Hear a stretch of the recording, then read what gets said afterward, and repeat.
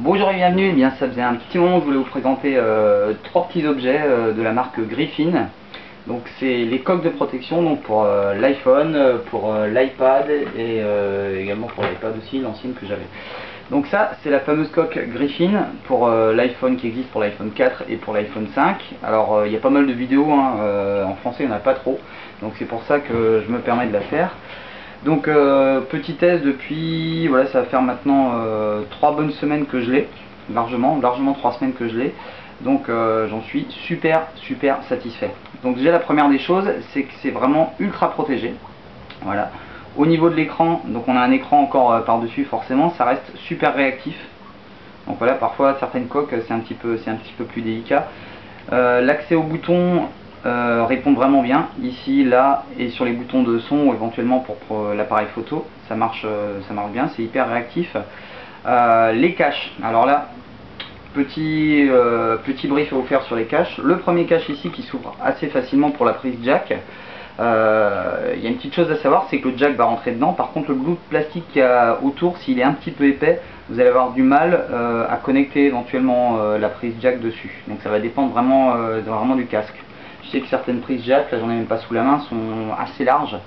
Voilà, c'est un peu plus délicat. Ici, tac, voilà le petit bouton accessible pour pouvoir couper le son. Difficile d'accès quand même, faut avoir un petit doigt. Voilà, mais on y arrive, hein. Ensuite, le côté ici pour l'appareil photo. Alors la première chose qui est pas mal du tout, c'est que pour une fois une coque va permettre, voilà, de dégager ici, hop, je fais tourner l'objectif de l'appareil photo et le flash notamment, parce qu'il y a pas mal de coques où on peut pas vraiment prendre de photos avec flash parce que finalement ça va donner un grand mur blanc devant et on va rien voir. Donc ça c'est pas mal. Malheureusement, ce que je trouve un peu con, c'est qu'ici cette partie, si je tire dessus, elle va s'enlever. D'accord, c'est simplement emboîté dessus. Donc le petit moins, je dirais, c'est qu'on risque de le perdre. Donc faut pas hésiter à le refermer assez rapidement. Ensuite, la partie du bas, elle est très difficile à ouvrir. Alors j'ai trouvé un petit truc, moi je place vraiment le pouce ici et je le fais glisser, et encore j'ai super du mal, voilà, à sortir le petit téton. Vous voyez, voilà, ça y est, j'y arrive, et là je peux ouvrir et j'ai accès au chargeur. Donc là c'est encore l'ancien chargeur de l'iPhone 4, l'ancienne prise disons. Donc voilà, une fois que je le referme, voilà, je clique bien ici parce que parfois ça a tendance un petit peu à sauter de ce côté. Donc bonne protection, vraiment hyper sympa. Le look je le trouve super top. Au niveau des chocs, bah ça y est, il est déjà tombé quelquefois, c'est pas un souci. Je l'ai utilisé encore en rando ce week-end, donc c'est pas un problème non plus. Quand il y a de l'humidité, quand il y a une petite pluie fine, quand on est un petit peu dans les nuages, etc., bah on n'a pas peur de le laisser n'importe où. Je pense que ça doit pas être, c'est pas considéré comme étanche. Je pense que s'il tombe dans une flaque et qu'on le récupère tout de suite, on a une chance de s'en sortir. Donc ça c'est vraiment pas mal, et c'est pas très cher en plus parce que c'est de l'ordre de, je crois que c'est moins de 50 euros. Encore une chose qui est très intéressante, c'est au niveau de la matière, de la texture qui est un petit peu molle ici. Elle est super anti-dérapante, c'est-à-dire que c'est vraiment halluciné. Quand on le place sur une surface plane, on a vraiment du mal à faire bouger l'iPhone, à le faire glisser. Donc ça c'est encore un point positif. Donc super coque qui existe aussi. Ouh, j'ai oublié de vous dire un truc d'ailleurs. La fameuse coque, ici, elle a un clip qui est juste à côté. Et un clip qui va permettre de faire tourner l'iPhone dans tous les sens. Si jamais on le porte à la ceinture dans un sens ou dans l'autre. Et le petit clip, une fois qu'il a une fermeture verrouillée et une ouverture verrouillée aussi. C'est-à-dire quand la pince clip va être complètement ouverte, on va pouvoir poser l'iPhone voilà, en mode écran ou comme ceci. Donc ça c'est vraiment un bon point positif. Alors évidemment c'est un petit peu plus gros que l'iPhone seul, mais au moins vous n'allez pas le péter. Le tarif de la coque en gros c'est le prix que vous allez payer pour une réparation de la face arrière d'un iPhone, pour vous donner un ordre d'idée. Maintenant la même, voilà, donc ça fait vraiment costaud. Voilà, c'est pour l'iPad. Donc là c'est l'iPad 3ème génération, avec à l'arrière ici un petit pied qui je trouvais bien mais pas top non plus, parce que voilà, il n'y a que 2 points de contact. Ça veut dire que quand vous allez le poser, il va falloir une surface plus ou moins plane.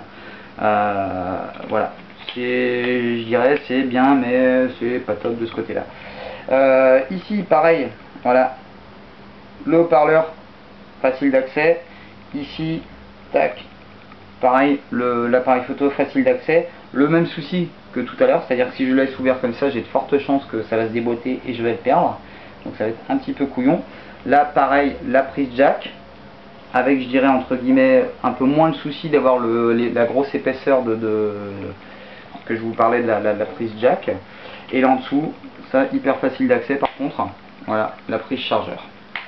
Donc vraiment super coque, je dirais elle va alourdir forcément un petit peu l'iPad. Il va être un peu plus gros, on va avoir une super prise en main par contre, ça c'est pas un souci. L'écran, toujours on est sur un écran, un espèce d'écran plastique qui va vite se dégueulasser avec les doigts, mais ça c'est pas nouveau.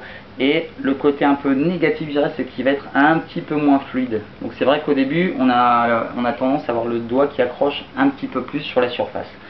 Moi personnellement ça me gêne pas, puisqu'avant j'avais simplement une protection dessus. Et pour vous montrer un petit peu la différence, avec une coque de chez Griffin aussi qui est très bien aussi, celle-ci, voilà, je sais pas comment elle s'appelle exactement, mais c'est la fameuse, voilà, celle qui se plie. Avec la petite astuce, c'est qu'à l'arrière, on va pouvoir clipper ça ici et du coup on a un super maintien. Donc quand on le pose, on a un super maintien. Donc l'arrière est encore une fois protégé, sachant que l'arrière de l'iPhone, hein, c'est pas la partie la plus faible, enfin de l'iPad. Et le petit couvercle qui va venir dessus et qui est aimanté, qui va permettre d'éteindre l'iPhone dès que je fais ça. L'iPad pardon va s'éteindre. Donc bon, ici voilà, simplement je vais appuyer sur le bouton ou je vais le programmer pour qu'il s'éteigne. Pour moi je trouve que c'est pas un souci. Donc pareil, super protection. Utilisé en rando pareil, moi je la jette dans le sac comme ça, je m'en occupe pas du tout. C'est du costaud de chez Costaud.